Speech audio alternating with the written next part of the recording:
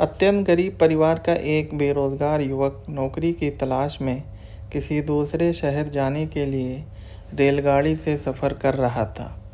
घर में कभी कभार ही सब्जी बनती थी, इसलिए उसने रास्ते में खाने के लिए सिर्फ रोटियां ही रखी थी।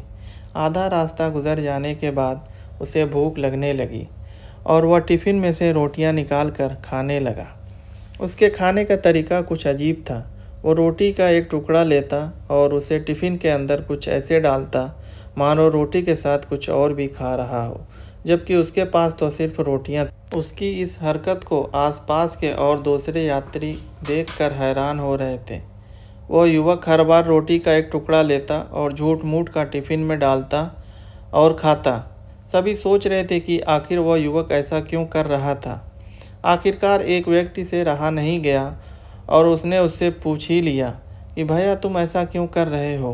तुम्हारे पास सब्जी तो है ही नहीं, फिर रोटी के टुकड़े को हर बार खाली टिफ़िन में डालकर ऐसा खा रहे हो मानो उसमें सब्जी हो। तब उस युवक ने जवाब दिया, भैया, इस खाली ढक्कन में सब्जी नहीं है, लेकिन मैं अपने मन में यह सोच कर खा रहा हूँ कि इसमें बहुत सारा अचार है। मैं अचार के साथ रोटी खा रहा हूँ। फिर व्यक्ति ने पूछा, खाली ढक्कन में अचार सोचकर सूखी रोटी को खा रहे हो तो क्या तुम्हें अचार का स्वाद आ रहा है? हाँ, बिल्कुल आ रहा है। मैं रोटी के साथ अचार सोचकर खा रहा हूँ और मुझे बहुत अच्छा फील लग रहा है, युवक ने जवाब दिया। उसके इस बात को आसपास के यात्रियों ने भी सुना और उन्हीं में से एक व्यक्ति बोला, जब सोचना ही था तो तुम अचार की जगह पर मटर पनीर सोचते, शाही गोभी सोचते, तुम्हें इनका स्वाद मिल जाता।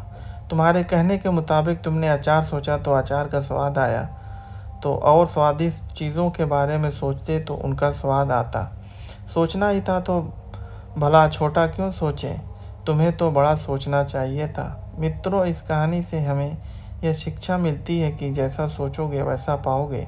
छोटी सोच होगी तो छोटा मिलेगा, बड़ी सोच होगी तो बड़ा मिलेगा। इसलिए जीवन में हमेशा बड़ा सोचो, बड़े सपने देखो तो हमेशा बड़ा ही पाओगे।